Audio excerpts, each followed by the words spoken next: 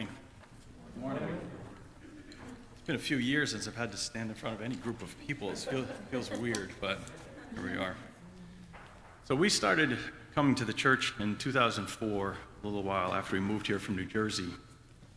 We were looking around at several local churches, and I came across the website, Michael's letter of introduction, talking about being a broadly welcoming church that included believers and non-believers, and faithful and skeptics. And I thought, this is a place for me. Now, these are easy words to say. It's quite another thing to practice it. Within these walls, it's okay to have different ideas. We host weddings and funerals for non-members, which is not true of all places of worship. It's even rumored that Jets and Yankees fans are welcome here. No? So we experienced this openness firsthand when one of our boys was questioning things during confirmation class, as any 15-year-old might. He was not sure about completing the class. And I said, let's go talk to Michael. I'm sure my son expected some convincing arguments, maybe a little coercion, some arm twisting.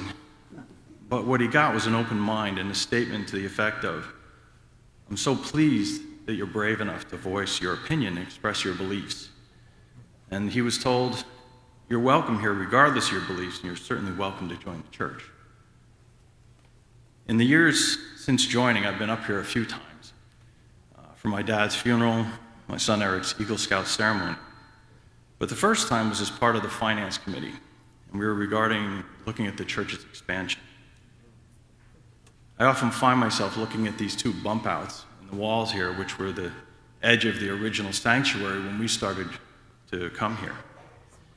Those stained glass windows were right across here, facing more or less east, which meant they got a lovely light during the service in the morning.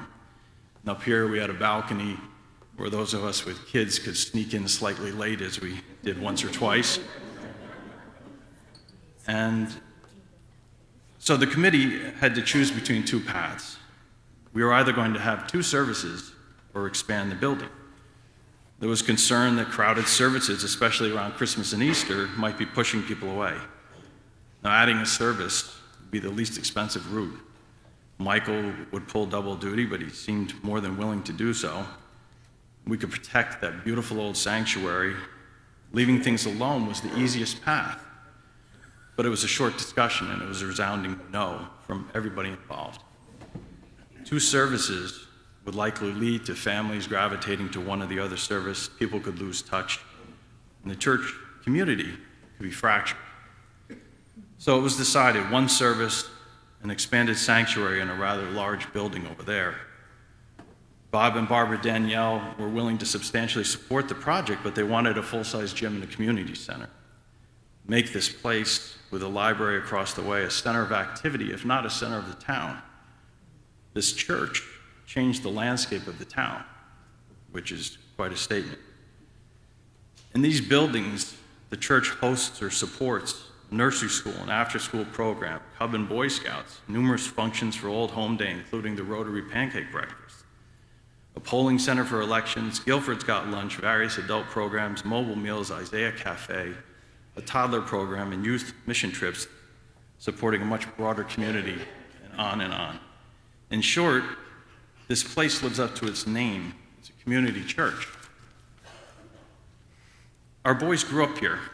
They participated in scouts, played trumpet and piano during services, assembled baskets for Thanksgiving dinner donations, helped with fall cleanup when church members needed a hand, went on mission trips to support families in other states, and with the youth group, repaired and painted homes right here.